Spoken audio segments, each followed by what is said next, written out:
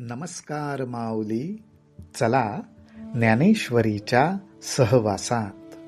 ज्ञानेश्वरी अध्याय 8 मधील ओवी 100 ते ओवी 110च्या सहवासात आपण जाऊया. भगवंत अत्यंत मार्मिकपणे जो ज्ञानी पुरुष देह अंत होण्याची वेळ आली हे पाहून जी स्थिती साधतो आणि त्या परमपदाला प्राप्त होतो त्याचं निरूपण करतात. ते निरूपण परत एकदा अर्जुनाला सांगण्याची भगवंतांची इच्छा आहे. त्याचं कारण असं की ती स्थिती, ती अवस्था याच्याबद्दल अर्जुनाच्या मनात, अर्थात आपल्या मनात कुठलीही शंका राहायला नको. त्या निरूपणाबद्दलच आता ज्ञानोबा राय पुढे म्हणतायत, सकळान जाणणेयान जे लाणी, तिये जाणीवेची जे खाणी, तया ज्ञानियांचिये आयणी, जया ते अक्षर म्हणिपे. या आत्मस्वरूपाबद्दल ज्यांनी जाणलं, ज्यांनी ओळखलं, ते आत्मज्ञानी झाले. या आत्मस्वरूपाची ओळख, त्याचा शेवट, किंबहुना आपण त्याला त्या जाणण्याच्या अवस्थेचा कळसच म्हणू. सकळान जाणणेया जे लाणी, असं ज्यांनी जाणलं ते आत्मज्ञानी. अर्थात या आत्मस्वरूपाच्या ठिकाणी चित्त स्थिर केल्यामुळे हे ज्ञानी पुरुष स्वतः आत्मज्ञानाची खाणच बनतात. तिये जाणीवेची जे खाणी, त्या आत्मज्ञानाची खाणच बनतात आणि त्या आत्मस्वरूपाच्या जाणीवेमध्ये समरस होऊन राहतात. असे जे ज्ञानी पुरुष, ते ह्या परमपदाला अक्षर म्हणतात. तया ज्ञानियांची आयणी, जया ते अक्षर म्हणिपे. आणि हे अक्षर पद कसं आहे? अढळ आहे. अढळ म्हणजे कसं आहे? चंड वातेही न मोडे, ते गगनचिकी फुडे, वांचुनी जरी होईल मेहुडे, तरी उरेल कैचे.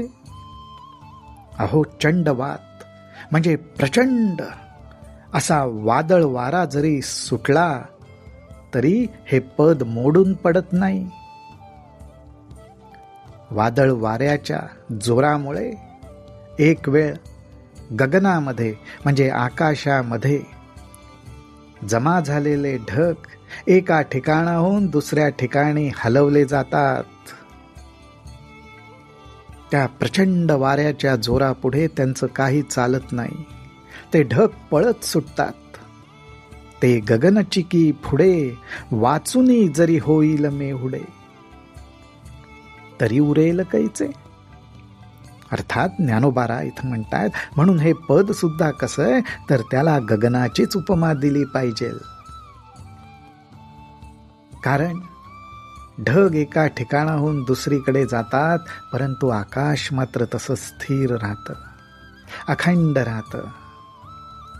म्हणून जणू काही आकाशाची जी व्यापकता आहे तीच उपमा ह्या पदाला दिलेली आहे. तेवी जाणणेया जे आकळिले, ते जाणवले पणेंची उमाणले, मग नेणवेची तया ते म्हणितले, अक्षर सहजे. अशा प्रकारे जे आत्मज्ञानी झाले, त्यांना ह्या आत्मस्वरूपाची जाणीव झाली. ह्या आत्मस्वरूपाची जाणीव झाली म्हणजे हे आत्मस्वरूप ज्ञानाच्या आटोक्यात आले असं झालं. परंतु तेवढ्यापुरतंच. त्यानंतर सुद्धा हे आत्मज्ञान आपल्याला पूर्णपणे जाणलं गेलंय अशी अवस्था होत नाही, कारण अशी स्थितीच नाही. आत्मस्वरूपामध्ये एकरूप होणं हीच अवस्था आहे. त्यामुळे ते जाणलं गेलं असं म्हणणाराही उरत नाही. त्यामुळे मी जाणलं गेलं असं म्हणता येत नाही, म्हणजेच ती गोष्ट नेणिवेत राहते, जाणीवेत राहत नाही, जाणीवेच्या पलीकडे राहते. म्हणून ह्या पदाला नेणिवेत सुद्धा अक्षरच म्हटलं जातं. अर्थात जे जाणता येत नाही, जे जाणवत नाही ती नेणीव, पण त्या ठिकाणी सुद्धा ते तसंच राहतं. म्हणून नेणीव सुद्धा त्याला अक्षर म्हणते. म्हणोनी वेदविद नर म्हणती जया ते अक्षर, जे प्रकृतीसी परमात्मरूप. वेदविद, ज्यांनी वेदांचा अभ्यास केलाय, असे वेदज्ञानी थोर पुरुष मंडळी, ते सुद्धा ह्या पदाला अक्षरच म्हणतात. कारण का? कारण हे पद प्रकृतीच्या पलीकडे आहे. प्रकृती पंचभूतात्मक आहे, जाणली जाऊ शकते. हे तर जाणण्याच्या पलीकडे नेणिवेत आहे. जाणीव नेणिवेच्या पलीकडे असं हे परमात्मरूप आहे.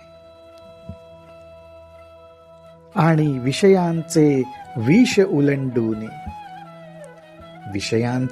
विष उलंडूनी जे सर्वेंद्रियां प्रायश्चित्त देऊनी, आहाती देहाची या बैसोनी झाडातळी. असं हे आत्मस्वरूप ज्यांनी जाणलं, असे हे आत्मज्ञानी, त्यांनी काय केलं तर त्यांनी विषयांचं विष, विषयांपासून मिळणारा जो आनंद आहे ते अमृत नाही आहे, ते विष आहे. ते विष त्यांनी सांडलं आणि आपल्या सर्व इंद्रियांना प्रायश्चित्त दिलं. अर्थात इंद्रियांची विषयांकडे धावण्याची जी वृत्ती आहे त्याला आळा घातला. तो आळा घालणं, तो संयम ठेवणं, हेच इंद्रियांना दिलेलं प्रायश्चित्त. आणि हे प्रायश्चित्त देऊन ही ज्ञानी मंडळी देहरूपी वृक्षाच्या तळाशी स्वस्थ बसून राहिलेली आहेत. अर्थात देहामध्ये वास करतायत. तो कसा करतायत तर ज्याप्रमाणे एखाद्या वृक्षाच्या सावलीमध्ये बसून राहावं, विश्रांती घ्यावी, त्याप्रमाणे देहरूपी वृक्षाच्या सावलीत बसलेले आहेत. ते यापरी विरक्त, जयाची निरंतर वाट पाहात, निष्कामासी अभिप्रेत सर्वदाजे. अशा प्रकारे या ज्ञानी पुरुषांनी विषयांची साथ सोडल्यामुळे ते आता विरक्त झालेत आणि ह्याच पदाची निरंतर वाट बघतायत. इतर सर्व इच्छा अर्थात विषयरूपी सर्व इच्छा सोडून दिल्यामुळे ते निष्काम भावाला प्राप्त झालेले आहेत. काम म्हणजे इच्छा. ज्यांनी इच्छारूपी विषयांचा त्याग केला ते निष्काम पदाला पोचले. त्या पदाला सुद्धा हे पदच अभिप्रेत आहे. जयाची या आवडी न गणिती ब्रह्मचर्याची सांकडी, निष्ठुर होऊनी बापुडी इंद्रिये करीते. ह्या आत्मज्ञानी पुरुषांना सुद्धा ब्रह्मचर्य पालन करण्याची अत्यंत आवड असते. अर्थात ब्रह्मज्ञान ज्यामुळे होईल, ब्रह्मस्वरूपाला ज्यामुळे प्राप्त होता येईल असं आचरण करण्याची अत्यंत आवड असते. आणि त्या आवडीपोटीच ते निष्ठुर होतात. कोणाच्या ठिकाणी? इंद्रियांच्या ठिकाणी. निष्ठुर होऊन इंद्रियांना दंड करतात. म्हणजेच इंद्रियांची विषयांकडे वाहत जाण्याची जी सवय ती मोडून काढतात आणि त्यामुळे ही इंद्रिय अत्यंत बापुडी, दीनवाणी होऊन जातात. ऐसे जे पद दुर्लभ आणि अगाध, जयाचिये थडियेची वेद चुबुकळिले ठेले. अशा ह्या पदाचा ज्यांनी ध्यास घेतलेला आहे ते पद अगाध आहे, अनंत आहे, म्हणूनच ते दुर्लभ आहे. दुर्लभ म्हणजे सर्वात श्रेष्ठ आहे. इतर सर्व गोष्टी आपल्याला मिळू शकतील, प्राप्त करून घेता येतील, परंतु हे पद असं आहे की हे एकमेव आहे, ह्याच्यासारखं दुसरं नाहीच, म्हणून दुर्लभ आहे. म्हणजेच अमूल्य आहे. असं हे पद. ह्या पदाच्या आवडीपोटी वेद सुद्धा त्याला मिळायला निघाले, त्याचं गुणगान करायला निघाले. आणि ज्ञानोबाराय म्हणतात हे वेद सुद्धा त्या पदाच्या काठावरतीच बुडून गेले.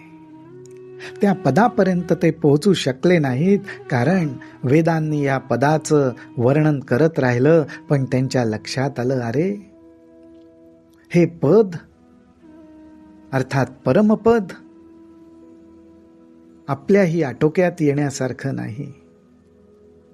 त्याचा अनुभव घ्यायचा झाला तर त्याच्याशी समरसच व्हायला पाहिजे, कारण ह्या परमपदानेच तर आपल्याला जन्म दिलेला आहे. म्हणून ते सुद्धा त्याच्या काठावरतीच बुडून गेले.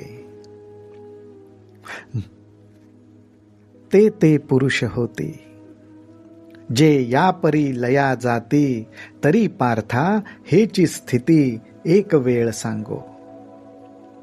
भगवंत म्हणतात, ज्या ज्ञानी योगी पुरुषाबद्दल मी तुला सांगितलं, जे अशा प्रकारे त्या पदामध्ये लय पावतात, समरस होतात, त्यांच्या त्या ज्या स्थितीबद्दल मी तुला सांगितलं, ती स्थिती, ती अवस्था मी परत एकदा तुला सांगतो.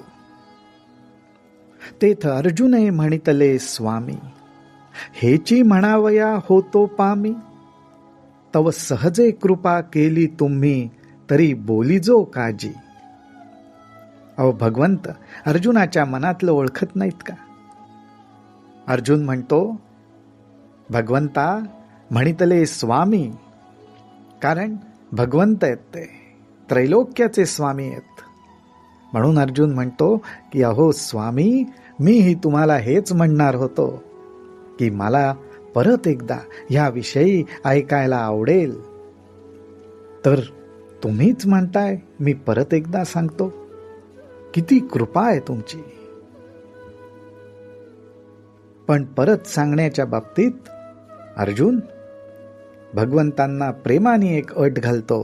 तो म्हणतो, परी बोलावे ते अति सोहोपे, तेथे म्हणितले त्रिभुवन दीपे, तुझं काय नेणो संक्षेपे, सांगे ना ऐक.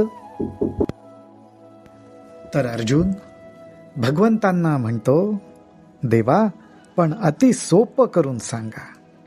परी बोलावे ते अति सोहपे, सोप करून सांगा. असं अर्जुनाने म्हटल्याबरोबर त्रिभुवन दीपे, ज्यांच्या प्रकाशामुळे त्रिभुवन प्रकाशित झालेलं आहे, असे भगवंत म्हणतात की अर्जुना, मी हे जाणत का नाही? तुला काय अपेक्षित आहे हे मी जाणत का नाही? म्हणूनच मी तुला परत एकदा त्या स्थितीबद्दल व्यवस्थित समजेल असं सांगतो. काय भगवंतांची ही कृपा आहे. परत एकदा आपण त्याचा भगवंतांच्याच मुखातनं निरूपणाचा आनंद घेऊयात. रामकृष्ण हरी, रामकृष्ण हरी, रामकृष्ण हरी.